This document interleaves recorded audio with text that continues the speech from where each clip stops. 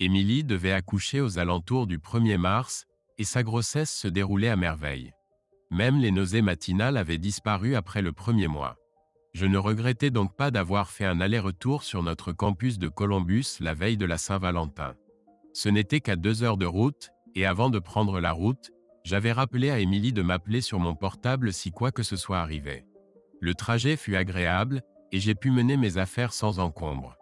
Nous avons déjeuné tard, et avant de reprendre la route, j'ai décidé de vérifier mes messages. À mon grand désarroi, la batterie était épuisée sans que je m'en aperçoive.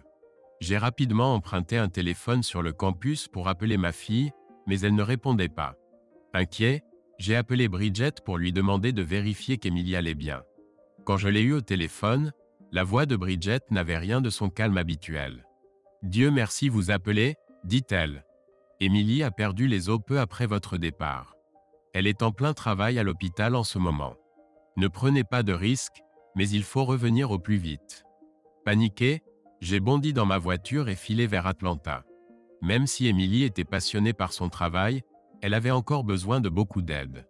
Les nouveau-nés demandent une attention constante, et plus d'une fois je suis venu en cours après une nuit presque blanche.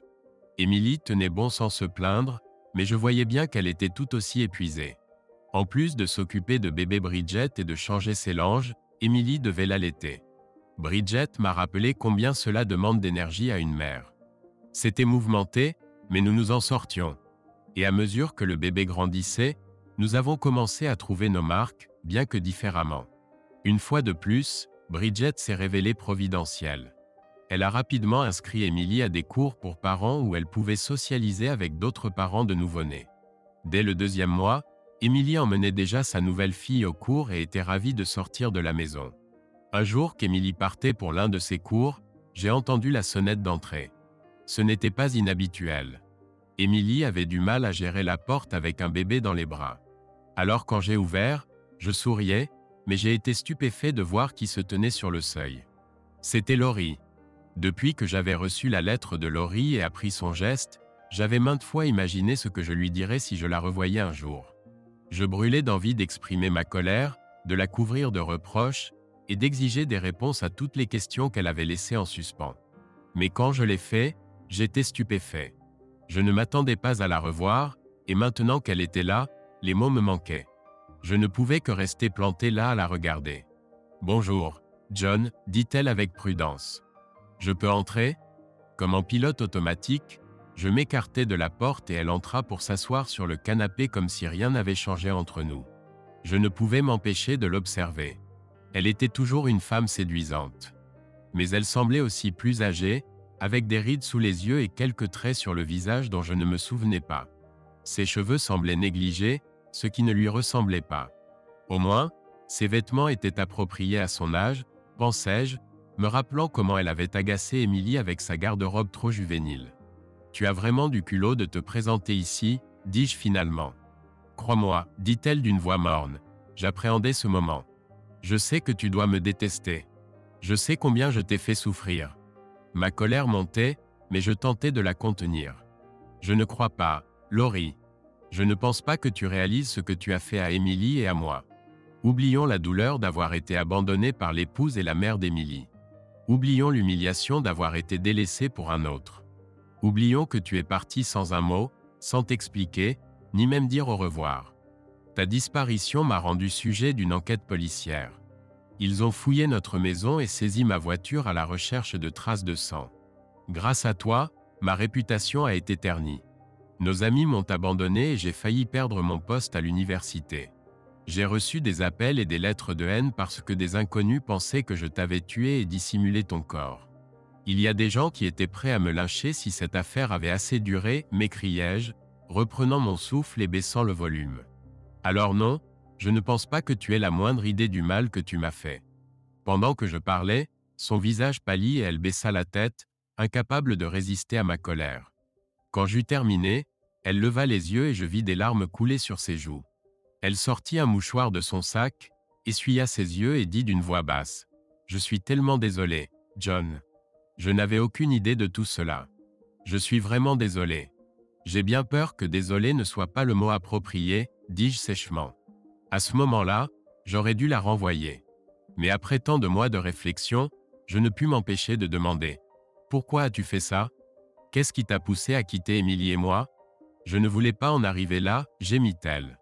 Ça a commencé par quelques flirts innocents, et avant que je ne m'en rende compte, je tombais amoureuse de lui et vivais une liaison passionnée. Je me sentais si jeune. Ce n'était pas intentionnel, c'est simplement arrivé. Oui, dis-je avec dédain. Voilà bien la Laurie que nous connaissons, impétueuse et insouciante, obstinée et d'un égoïsme sans bornes. Si égoïste qu'elle était prête à abandonner son époux de 20 ans, sans parler de renoncer à sa propre fille pour poursuivre sa liaison passagère. Non, tu te trompes, sanglota-t-elle. Je détestais vous faire souffrir et l'idée de quitter Émilie me déchirait, mais je ne pouvais plus la regarder dans les yeux, pas après ce que j'avais fait. J'avais pressenti l'identité de son amant auparavant, mais maintenant j'en étais certain. Alors tu as séduit Brandon Hilton. Tu as volé le compagnon de ta fille avant de t'enfuir avec lui. Quelle mère exemplaire tu fais. Ce n'est pas vrai, protesta-t-elle.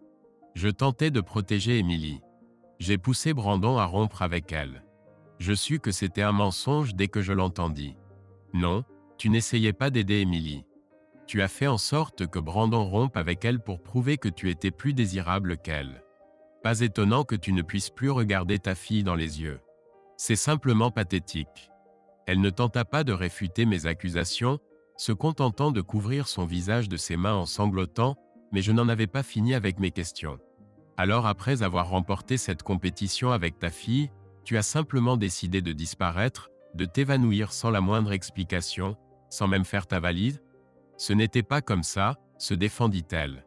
Ce jour-là, j'ai quitté le travail plus tôt et je suis allé chez lui aussi. Tu sais, après notre étreinte, allongé là, il m'a dit qu'il partait en voyage l'après-midi même. Je l'ai supplié de ne pas partir, mais il était inflexible.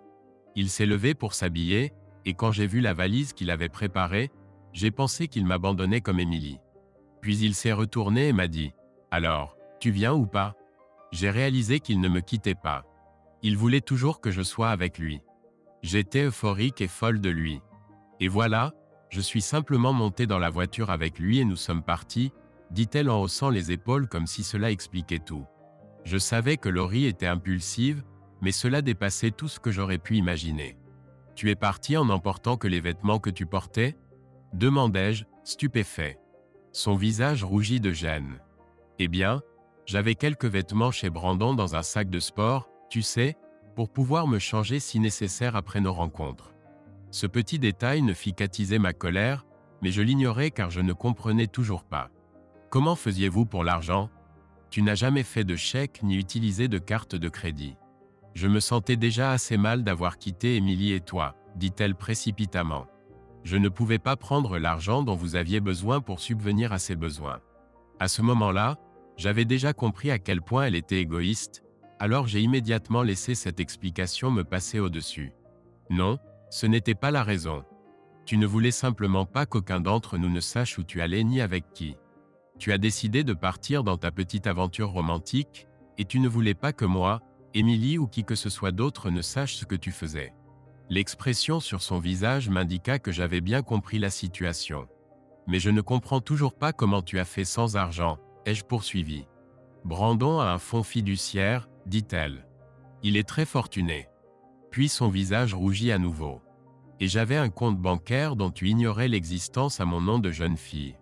Je me suis mis à faire les 100 pas dans la pièce, essayant de contenir ma colère. Il y avait encore beaucoup de choses que j'ignorais, mais je ne me souciais plus des réponses. Chaque nouvelle révélation de sa part était comme un coup au cœur, même après tout ce temps. Oui, j'avais vu son impulsivité et son entêtement, mais qui aurait pensé que cela mènerait à cela? En passant près de la fenêtre, j'aperçus par hasard une voiture inconnue garée devant la maison. « C'est probablement là qu'il t'attend », ai-je murmuré. Elle leva les yeux avec une expression étrange. « Non, c'est Jackie. Elle m'a conduite ici. »« Oh, où est ton amant ? » ?»« Il m'a quitté, » dit-elle à travers ses larmes. « Un jour, il m'a dit qu'il avait une nouvelle opportunité et que je n'en faisais pas partie. Puis il est parti et je me suis retrouvée seule à New York. J'ai essayé de m'en sortir seule, mais c'était trop difficile pour moi. Donc il t'a largué comme tu m'as largué, ai-je dit avec vindication. Je suppose que c'est vrai ce qu'on dit, Le karma est une chienne. Je suppose que oui, dit-elle doucement. Puis elle se leva, marcha jusqu'à la fenêtre et fit signe à Jackie d'approcher. Se tournant vers moi, elle parla plus énergiquement. Je sais que j'étais têtue et impétueuse et tout ce que tu m'as reproché. Oui, je t'ai quitté et maintenant je le regrette de tout mon cœur. Et par-dessus tout, je regrette d'avoir abandonné Émilie. Mais tu dois comprendre, je n'avais pas le choix. Bien sûr, dis-je avec ironie, quelle mère voudrait dire à sa fille qu'elle a volé son petit ami? Ce n'était qu'une partie de l'histoire, dit-elle doucement. Avant que je puisse répondre, Jackie franchit la porte d'entrée. Elle portait un bébé dans ses bras et je fus confus un moment. Mais quand Laurie s'approcha et prit le bébé dans ses bras, tout ce que je pus faire fut de m'exclamer « Mon Dieu !» Laurie me regarda tristement. Maintenant tu comprends pourquoi je ne pouvais pas vous regarder tous les deux. Elle devait savoir ce que j'allais demander car elle poursuivit « Quand je suis parti, j'ai oublié mes contraceptifs et j'ai eu du mal à obtenir une nouvelle ordonnance. Brandon refusait d'utiliser des protections et je pensais que ce n'était pas grave, mais sa voix se brisa. « Alors il t'a quitté avant ou après l'accouchement ?» demandai-je à contre-cœur. Avant qu'elle ne puisse répondre, j'entendis Émilie qui revenait de son cours de parentalité. Entrant dans la cuisine depuis le garage, elle lança « Et papa, c'est à qui la voiture dehors ?» Puis elle entra dans le salon portant bébé Bridget dans ses bras et s'arrêta net en voyant sa mère. Je sais que j'aurais pu mieux faire, que j'aurais dû trouver une façon plus délicate de lui expliquer la situation. Mais j'étais si furieux de ce que Laurie avait fait et si stupéfait par l'horreur de la situation que je me tournai vers ma fille et m'exclamai « Regarde qui ta mère a amené avec elle, ta nouvelle demi-sœur. » Puis voyant Laurie regarder le bébé d'Émilie, je dis « Laurie, je te présente bébé Bridget, ta nouvelle petite fille. » Il leur fallut un moment pour réaliser ce que je venais de dire, mais ensuite elles se mirent toutes les deux à pleurer. Bien sûr, le bébé se mit aussi à pleurer et même Jackie commença à sangloter. J'avais envie de pleurer aussi, mais surtout, je me sentais épuisé. Je n'avais pas l'énergie de jouer les juges entre Émilie et sa mère. Peu importe ce qu'Émilie avait à dire, je sentais que sa mère récolterait ce qu'elle méritait. Finalement, je quittai simplement la pièce, allai dans le couloir et m'effondrai sur le canapé. De l'autre pièce me parvenaient des paroles de colère, accompagnées de quelques cris d'angoisse. Je suppose qu'elle venait de réaliser que les deux enfants partageaient le même père. Il y avait encore beaucoup de pleurs de la part de la mère et des bébés. Mais après un moment, je réalisai que le salon était devenu silencieux et je commençais à deviner ce qui se passait. J'hésitais, mais quand je passai finalement la tête par la porte, je vis Jackie tenant bébé Laurie, Laurie tenant bébé Bridget, et Émilie qui regardait par-dessus son épaule. Me remarquant, Émilie me fit signe de revenir dans la pièce et vint vers moi. Je ne savais pas quoi dire à ma fille. La révélation de Laurie m'avait stupéfié. Je ne pouvais imaginer l'effet que cela avait dû avoir sur Émilie. Sa propre mère lui avait volé son compagnon pour ensuite avoir un enfant avec lui. Comment pouvais-je apaiser la souffrance d'Émilie? Mais avant que je ne puisse dire quoi que ce soit, Émilie me stupéfia. « Papa, est-ce que maman peut rester à la maison avec le bébé pendant un moment? » « Tu plaisantes, j'espère, haltai-je, choqué. Après tout ce qu'elle nous a fait, à toi et à moi? Je sais, papa, et je ne sais pas si je pourrai jamais lui pardonner. Mais elle est fauchée, papa, et elle n'a nulle part où aller. Son bébé a besoin d'un toit, au moins jusqu'à ce que maman se remette sur pied. S'il te plaît, papa, après tout, son bébé est la demi-sœur de Bridget et la mienne. » Je frissonnais à cette réalisation. Pourquoi ne peut-elle pas vivre chez Jackie? Protestai-je. Émilie me regarda avec agacement. Jackie vit dans un studio, papa. Eh bien, Laurie peut aller vivre chez ses parents. C'est leur responsabilité, tentai-je. Ouais, bien sûr, papa. Tu parles, répliqua Émilie avec ironie. Nous avions essayé de préserver Émilie de l'animosité de notre relation avec les Carlton, mais bien sûr, elle avait perçu la discorde très tôt. Nous savions tous les deux que ce n'était pas une option. J'appris 2 leçons ce jour-là. La première était que je ne comprendrais jamais les relations mère-fille. Je m'attendais à moitié à ce qu'Émilie, en découvrant la trahison de sa mère, déclenche une dispute. Qu'Émilie offre un refuge à Laurie, même temporaire, dépassait mon imagination. La seconde leçon que j'avais apprise était qu'il est presque impossible pour un père de refuser quelque chose à sa fille quand elle le désire vraiment. Je pris des dispositions pour rencontrer Bridget le lendemain soir. C'était la seule fois où je ne voulais pas la voir. Mes appréhensions devaient être évidentes, car lorsque Bridget ouvrit la porte et me vit, elle demanda immédiatement « Qu'est-ce qui ne va pas, John ? Qu'est-ce qui ne va pas ?» Je savais que tergiverser ne mènerait à rien, alors je la conduisis vers le canapé et m'assis à côté d'elle. « Bridget, il y a quelque chose que je dois te dire. » Laurie est revenue. Une expression de surprise traversa son visage, presque immédiatement remplacée par de la douleur. Elle prit une respiration, puis hocha légèrement la tête en comprenant. « Et toi, elle avait décidé de vous remettre ensemble. »« Non, non, » m'exclamai-je presque. Ce n'est pas du tout de cela qu'il s'agit. Je continuais d'expliquer ce qui s'était passé et comment Emily avait insisté pour que j'aide temporairement sa mère et l'enfant. Le visage de Bridget se détendit un peu, mais il y avait toujours de la douleur dans ses yeux lorsqu'elle me regarda. « Ne me fais plus peur comme ça, John. J'ai déjà perdu un homme que j'aime. Je ne pense pas pouvoir en supporter la perte d'un autre. » Venait-elle de dire qu'elle m'aimait? Je me sentais de plus en plus proche de Bridget à mesure que nous nous voyions, mais je n'étais pas sûr de ce qu'elle ressentait pour moi. Maintenant, en entendant ces mots, mes peurs et mes hésitations semblaient fondre. Je l'entourais de mes bras et la regardais dans les yeux. Moi aussi j'ai perdu un conjoint, mais j'en ai trouvé une autre, meilleure, que je peux aimer. Je te promets que si tu as besoin de moi, tu ne me perdras pas. Elle ne répondit rien, mais je sentis qu'une émotion similaire s'éveillait en elle. Les événements suivirent naturellement leur cours. J'eus l'impression que mon long cauchemar prenait fin également. Nos vies prenaient désormais une direction nouvelle et inexplorée. Bridget et moi commençâmes à passer chaque moment possible ensemble, tout en décidant de continuer à vivre séparément, du moins pour l'instant. D'abord, nous ne voulions pas précipiter les choses. Ensuite, notre maison était déjà bien remplie avec 2 mères s'occupant de 2 bébés, plus une nounou que Bridget avait trouvée et qui venait maintenant chaque jour de la semaine pour aider. Elle fut une véritable bénédiction car elle permit à Emily de continuer ses cours et à Laurie de commencer à chercher un emploi pour subvenir à ses besoins et à ceux de son bébé. J'essayais toujours d'aider, mais à vrai dire, j'étais en minorité. Cela eut un effet secondaire malheureux. Ayant plus de temps libre, je commençais à réfléchir à tout ce qui m'était arrivé. Cela peut sembler contradictoire, mais plus je me sentais heureux avec Bridget, plus je devenais mécontent envers Laurie. Emily avait trouvé un moyen de coexister avec sa mère à travers l'expérience partagée des soins aux nourrissons. Mais rien ne pouvait apaiser l'amertume de la trahison de mon ex-femme et le ressentiment qu'elle m'avait causé, non seulement en me trompant, mais en disparaissant d'une manière qui jetait le soupçon sur moi.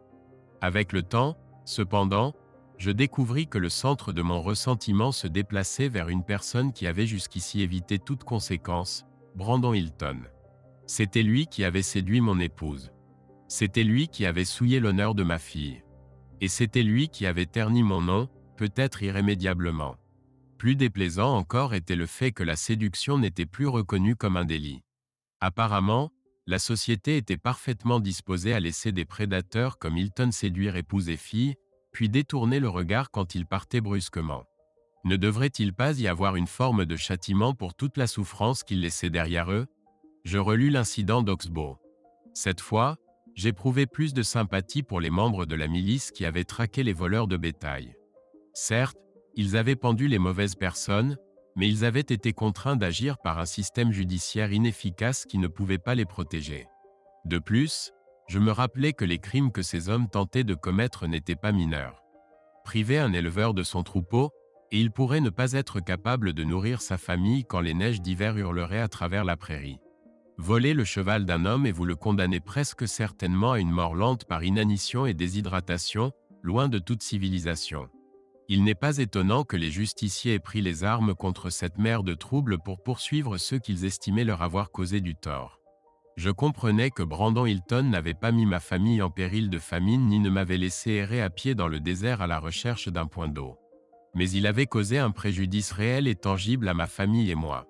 Il avait terni ma réputation, fait de moi un mari trompé et délaissé de femme.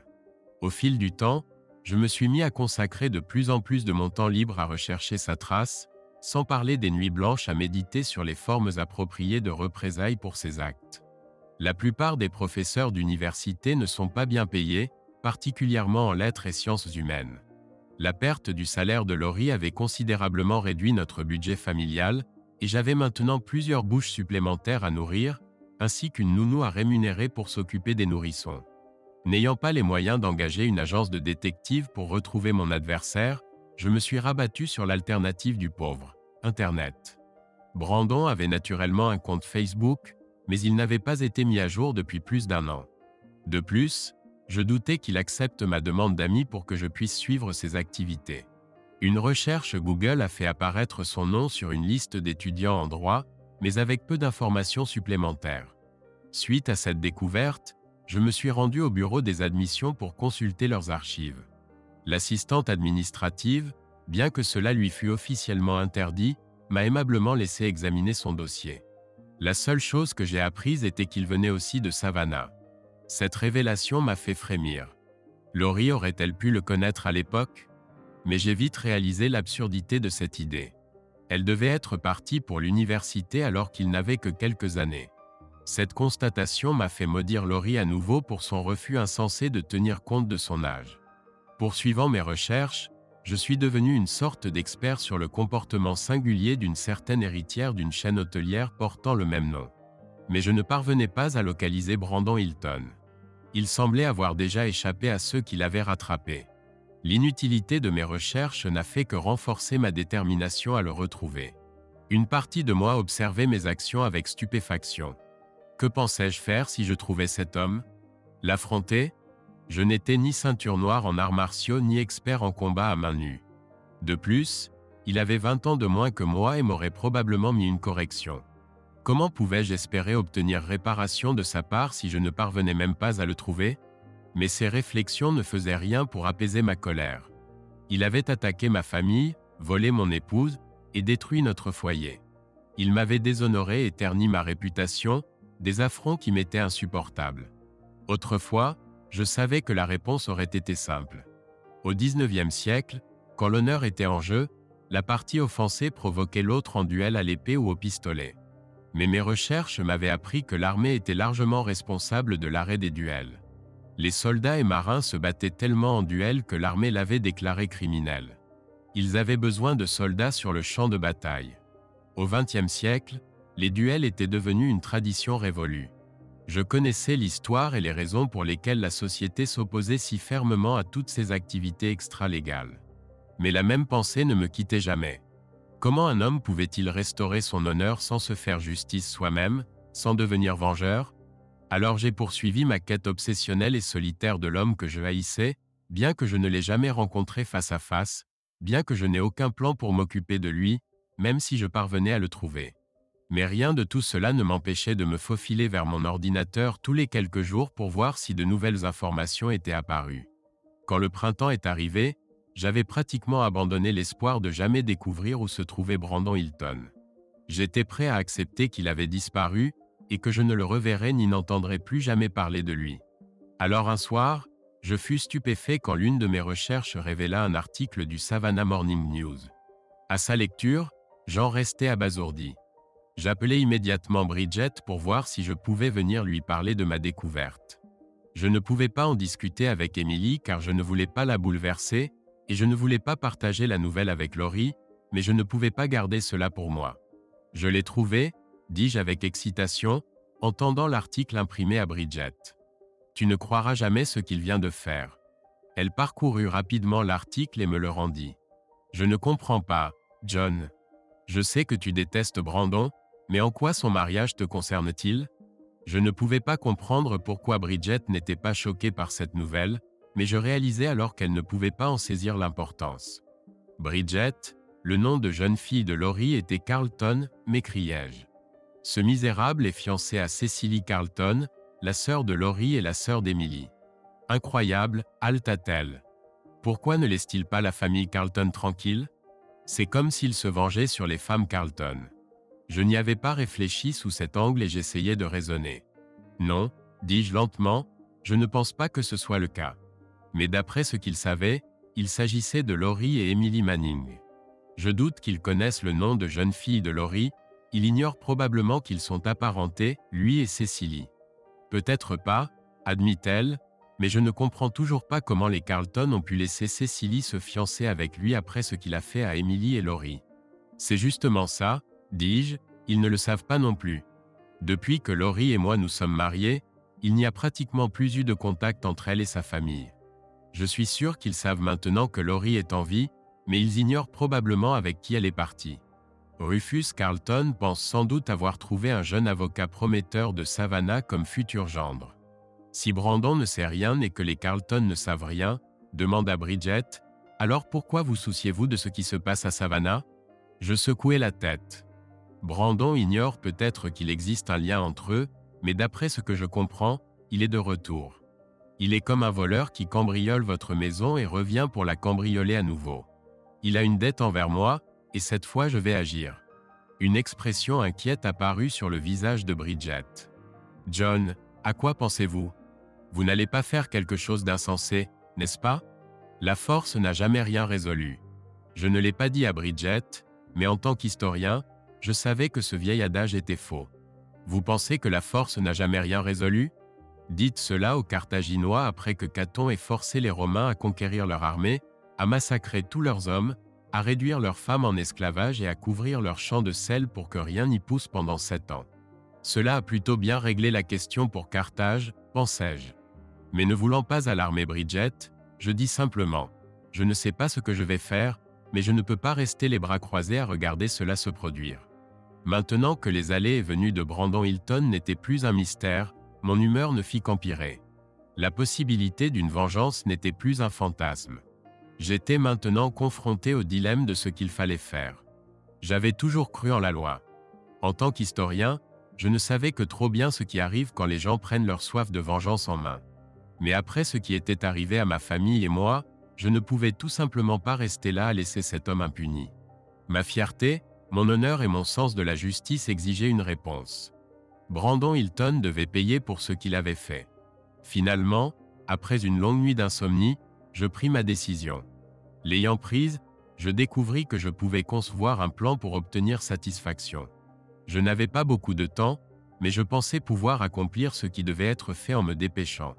Je commençai alors à utiliser Internet pour rechercher les étapes nécessaires et acquérir les ressources dont j'avais besoin pour atteindre mon objectif. Une par une, je les trouvais. Durant cette période, j'étais souvent absent, occupé par diverses courses, mais j'espérais que s'occuper des 2 petits distrairait suffisamment les autres pour qu'ils ne remarquent pas mon activité inhabituelle. La dernière chose dont j'avais besoin était une avalanche de questions et de doutes. Mais Emily et Bridget savaient toutes de lire en moi, et finalement, juste avant le jour J comme je l'appelais, elles me confrontèrent. Je travaillais sur mon ordinateur un soir quand je levai les yeux pour voir Emily sur le seuil de mon bureau, l'air préoccupé. « Salut ma puce, dis-je d'un ton léger. Comment ça va? » « Bridget est là, m'annonça-t-elle. « Nous devons te parler. » C'était inhabituel, je n'avais pas prévu de voir Bridget ce soir-là. Je fermai rapidement le navigateur web et commençai à me lever quand Bridget franchit la porte. Elle ne souriait pas. Avant que je puisse dire quoi que ce soit, Emily prit la parole. « Papa, Bridget m'a dit que tu as retrouvé Brandon. » Je lançai un regard noir à Bridget, mais elle se contenta de croiser les bras et de me fixer avec détermination. Emily poursuivit, « Papa, j'ai terriblement peur que tu fasses quelque chose d'insensé. Je sais à quel point tu es bouleversé par tout ce qui s'est passé, et tu en as le droit. Mais si tu finis en prison ou si tu te détruis, cela ne fera qu'empirer les choses. » Bridget s'approcha et posa sa main sur l'épaule d'Emily. « S'il te plaît John, Emily a raison. Quoi que tu prépares, ne le fais pas. J'ai déjà perdu quelqu'un, je ne survivrai pas si cela arrive encore. » Je vis les larmes dans leurs yeux et à cet instant, je fus tenté d'abandonner mes plans. Ces 2 femmes que j'aimais plus que tout au monde, la dernière chose que je voulais était de leur faire du mal. Mais je ne pouvais simplement pas renoncer. Un vers d'un poète cavalier me traversa l'esprit. Je ne pourrais t'aimer autant, ma chère, si je n'aimais pas l'honneur davantage. Je contournai mon bureau et les serrai toutes les 2 dans mes bras. Merci de vous soucier de moi, cela compte beaucoup. Mais vous vous inquiétez pour rien, tentai-je de les rassurer. Je ne vais rien faire de stupide. Tu nous connais mieux que ça, Emily leva vers moi des yeux pleins d'espoir. Tu promets, papa? Je me souvins d'Emily petite fille et lui tendis mon petit doigt. Promis juré, ma chérie, jurai-je, et elle accrocha son petit doigt au mien en souriant. Mais il y avait une lueur de doute dans les yeux de Bridget, et je compris que je ne l'avais pas dupée. Je suppose que perdre un époux au combat laisse ce genre de traces chez une femme. Je devais être prudent pour ne pas l'effrayer au point qu'elle tente de m'arrêter. Je pensais avoir bien réussi à apaiser Émilie, mais mes efforts faillirent être anéantis lorsqu'elle récupéra un colis du service de livraison pendant que j'étais encore à l'école. À mon retour, elle me tendit le paquet avec un regard inquiet. « Qu'est-ce que c'est, papa ?» L'étiquette indique que ça vient de l'armurerie. C'est lourd. Je sus immédiatement de quoi il s'agissait. Je l'avais commandé il y a quelque temps et je m'inquiétais qu'il n'arrive pas à temps. Rien de spécial, ma chérie, juste un cadeau pour un collègue du département d'histoire, m'ensis-je. Elle ne dit rien de plus, mais je pouvais lire le doute sur son visage. Ce soir-là, j'étais dans mon bureau, vérifiant une dernière fois le plan d'itinéraire, quand Laurie me surprit en entrant et en fermant la porte.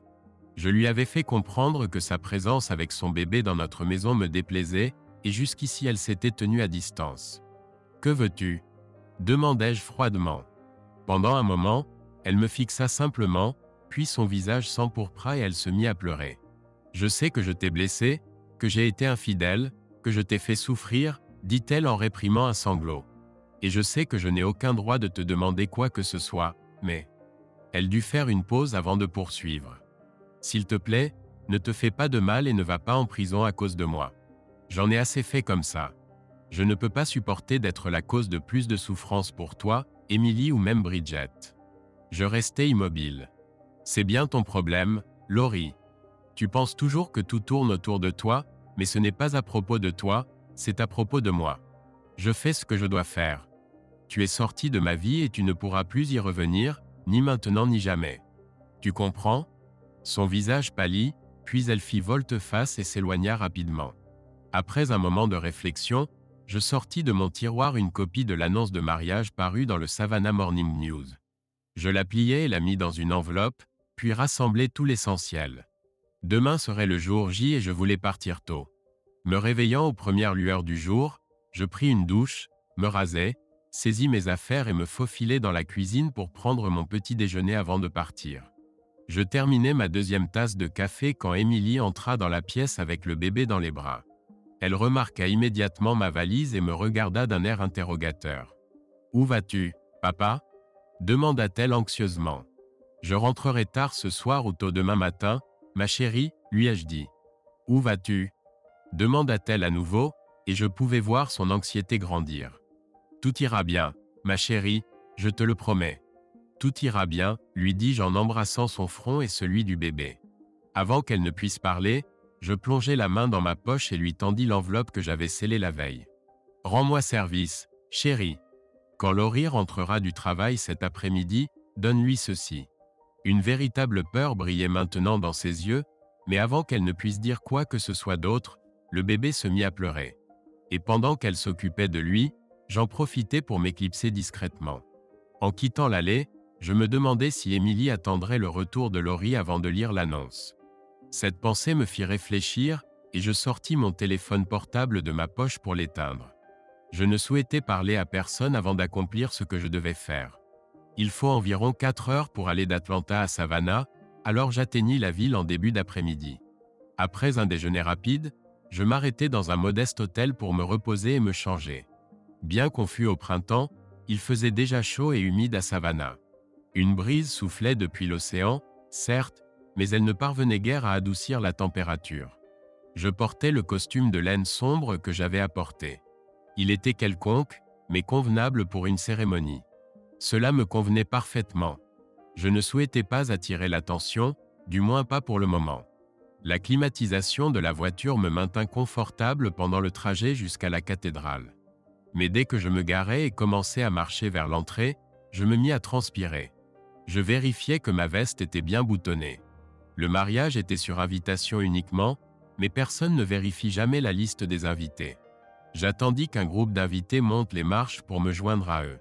J'engageai même une conversation désinvolte avec un couple pendant que nous attendions que les placeurs escortent les dames jusqu'au banc.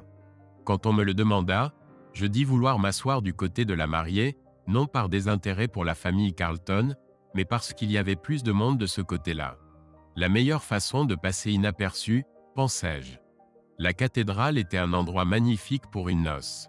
La hauteur de la nef était impressionnante, et l'autel était parsemé de lys et de roses blanches. La mariée était resplendissante dans sa longue robe blanche tandis qu'elle remontait l'allée au bras de son père. Ce vieux libertin regardait l'assemblée. Je pris soin de détourner le regard lorsqu'il passa devant mon banc. La messe de mariage était traditionnelle. Le prêtre a même demandé si quelqu'un parmi les présents connaissait une raison qui empêcherait l'union de ces deux êtres épris. J'étais tenté de prendre la parole, mais je me suis retenu. L'atmosphère n'était pas propice à ce que je m'apprêtais à faire. Après la cérémonie, toute l'assemblée s'est rendue au club de campagne pour la réception. J'ai attendu que le parking se vide avant de suivre, ne voulant attirer aucune attention. La réception se tenait dans la salle principale du club. Des tables rectangulaires étaient disposées le long d'un mur, formant une table d'honneur allongée. Le reste de la salle était garni de tables rondes, chacune pouvant accueillir 8 convives. Les tables étaient arrangées en demi-cercle pour ménager une piste de danse. J'estimais qu'il y avait environ 60 tables dans la salle. J'aurais un public conséquent pour ma représentation. Je trouvai une table inoccupée au fond de la salle et m'y installai. Ce devaient être des employés ou des parents éloignés, pensai-je. Les autres convives relégués à cette table se réjouirent de ma compagnie et nous entamâmes une conversation décontractée sur le mariage, la réception et les sommes que Rufus avait dû débourser. Cela a dû lui coûter une fortune, me confia une femme, le souffle court. Il a engagé Paul Adine pour tout organiser. Je la crus sur parole, les mets étaient exquis. Si cela devait être mon dernier repas, pensai-je, au moins serait-il mémorable. Après le dîner, les verres à vin furent remplacés par des flûtes à champagne. Je savais ce que cela présageait, et mon estomac se noua. Durant le repas, je n'avais bu que quelques gorgées de vin, voulant garder la main sûre. J'acceptais néanmoins une flûte, non pour boire, mais comme accessoire pour ma mise en scène à venir. Le son du doigt charnu de Rufus Carlton tapotant le microphone attira notre attention collective vers la table d'honneur. Après quelques paroles enjouées sur sa fille et son nouveau gendre, Rufus ouvrit le micro pour les toasts. Une procession d'amis et de parents suivit, chacun se sentant obligé de partager quelque anecdote légèrement humoristique sur les mariés. Chaque toast était suivi de rires, d'applaudissements et de nouvelles libations. Tandis que le rituel s'éternisait, je me levai et me dirigeai vers la table d'honneur.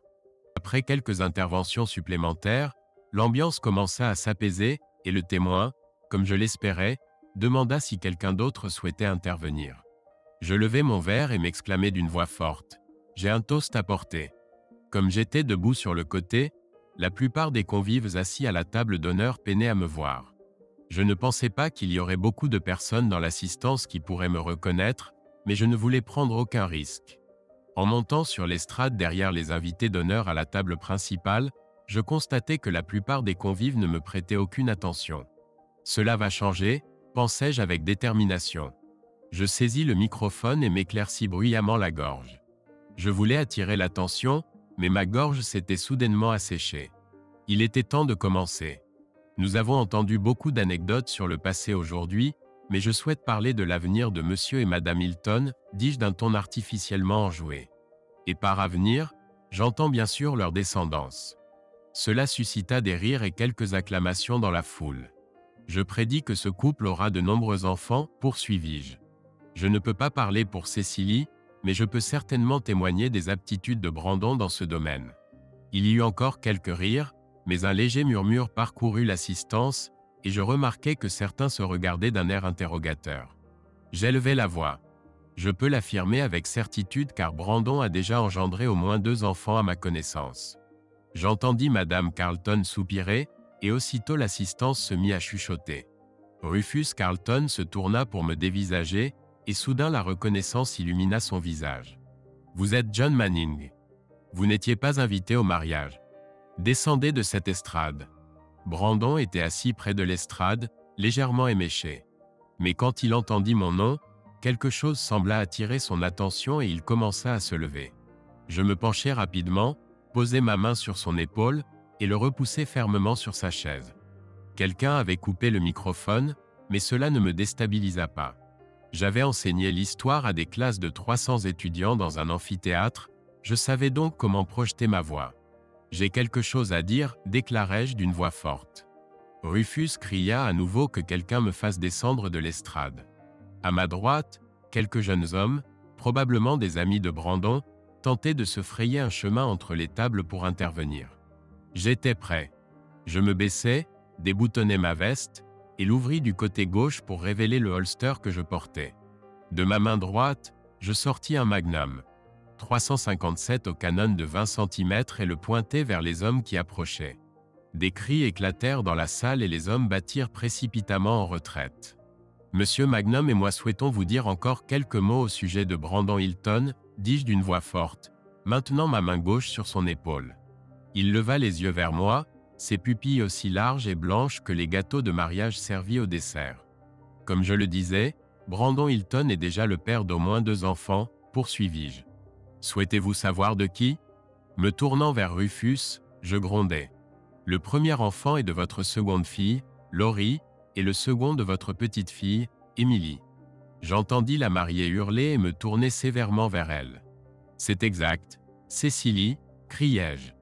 Brandon est non seulement le père de l'enfant de ta sœur, mais aussi celui de ta nièce. La pauvre fille éclata en sanglots. J'éprouvais un peu de compassion pour elle car cette jeune femme ne m'avait jamais causé de tort, mais je ne pouvais en dire autant du reste de sa famille. Je me tournai à nouveau vers Brandon. Tu as toujours eu des relations intimes avec qui bon te semblait, même l'épouse d'autrui. Et tu t'en es toujours sorti indemne, n'est-ce pas, Brandon? Mais plus maintenant.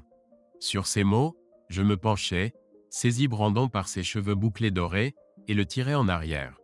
Simultanément, je posai le magnum sur le pupitre, glissai la main sous ma veste du côté droit, et sortis mon couteau de chasse. Je voulais faire impression, et une imposante lame aussi longue que le canon du magnum y parvint certainement. Lorsqu'il aperçut le couteau entre mes mains, il leva instinctivement la main pour protéger son visage. Cela me donna l'occasion de saisir ses cheveux. Je sortis un sac plastique et y plaçai un échantillon capillaire. Ceci devrait suffire pour un test ADN, lui dis-je, ainsi qu'aux autres personnes présentes.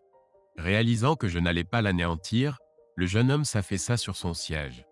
Baissant les yeux, je vis une tache sombre s'étendre sur son entrejambe. Mais je n'en avais pas fini avec lui. Je plongeai la main dans la poche de ma veste, en sortis une liasse de documents et les lui mis dans les mains. Brandon Hilton, ceci est une notification légale vous informant que vous êtes poursuivi pour établir la paternité de l'enfant que vous avez eu avec Laurie Carlton Manning. Vous êtes assigné à comparaître. Je plongeai à nouveau la main dans ma veste et sortis un second paquet.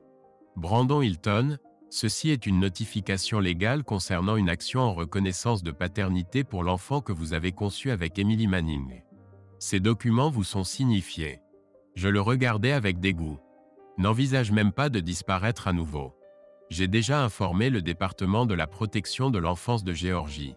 Ils ont leur propre façon de traiter les pères défaillants, et dès que le tribunal officialisera l'affaire, ils te traqueront où que tu ailles. Je tirai à nouveau sa tête vers le haut. Tu veux prédire ton avenir, Brandon? Je prédis que pendant les 18 prochaines années environ, tu ne feras pratiquement rien d'autre que travailler pour payer la pension alimentaire de tes enfants. Sur ces mots, je remontai par le bureau jusqu'au niveau principal. Mais avant de partir, je me tournai vers le vieil homme. Il me regardait avec un mélange de haine et de désespoir. « Félicitations pour votre nouveau gendre, Rufus, lui lançai-je avec un rire narquois. Vous êtes décidément un excellent juge de caractère. » Un hurlement primitif retentit derrière moi, et je regardai par-dessus mon épaule juste à temps pour voir Brandon saisir l'imposant pistolet que j'avais laissé sur le podium. Il le leva, me visa, et commença à presser frénétiquement la détente. Je secouai la tête. « N'essaie pas de me tirer dans le dos, Brandon. Ce n'est pas une vraie arme, c'est une réplique. » Puis je ris. « Garde-la donc. Considère-la comme mon cadeau de mariage. » Sur ces mots, je me dirigeai vers la porte tandis que le tumulte derrière moi atteignait des niveaux hystériques. Les gens dans la salle se criaient dessus. Cécilie et sa mère sanglotaient dans les bras l'une de l'autre, et Rufus vociférait contre Brandon. À cet instant, dans une décision étrange mais étonnamment appropriée, le chef d'orchestre leva sa baguette et ordonna aux musiciens de jouer. Je souris en franchissant la porte. Dommage qu'il n'ait pas joué. Plus près de toi, mon Dieu, pensai-je. Ça aurait été la fin parfaite pour ce naufrage. Dans toute cette agitation, personne ne me suivit. Ou peut-être était-ce simplement le souvenir du couteau de Bowie pendant toujours à ma ceinture. Quoi qu'il en soit, je parvins à rejoindre ma voiture et à m'éloigner sans autre incident. Alors que je m'engageais sur l'autoroute en direction du nord, l'adrénaline commença à retomber et je me mis à trembler. Puis une fatigue immense s'empara de moi. Je songeais à m'arrêter pour dormir un peu, mais il était plus important pour moi de rentrer chez moi. Je ne voulais certainement pas me faire arrêter aux environs de Savannah. Je baissai les vitres de la voiture pour laisser l'air frais de la nuit me fouetter le visage et me maintenir éveillé. Tout en conduisant, je réfléchis à ce que j'avais décidé de faire. Si j'avais détruit Brandon Hilton, j'aurais fini en prison, laissant ma famille dans le dénuement. De plus, j'aurais privé les 2 petits de la pension alimentaire que Hilton allait bientôt devoir commencer à payer.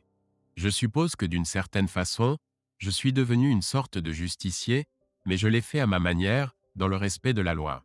Je tirais une certaine satisfaction de Brandon Hilton. Je me suis assuré qu'il paierait pour ses actes et continuerait à payer jusqu'à ce que ses 2 enfants soient adultes. Ma fille pourrait certainement utiliser cet argent pour élever la petite Bridget, et avec un peu de chance, ce revenu supplémentaire aiderait Laurie à quitter ma maison plus tôt. En prime, j'avais aussi réussi à me venger de Rufus Carlton. Et si mon petit stratagème l'avait conduit à dépenser une fortune pour un mariage fastueux, c'était la cerise sur le gâteau, pensai-je.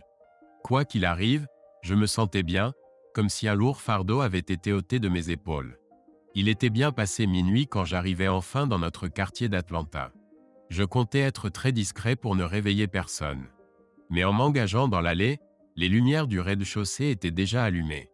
Comme je remontais l'allée, la porte s'ouvrit et Bridget, Emily, et même Laurie en sortirent en courant, les yeux embués de larmes.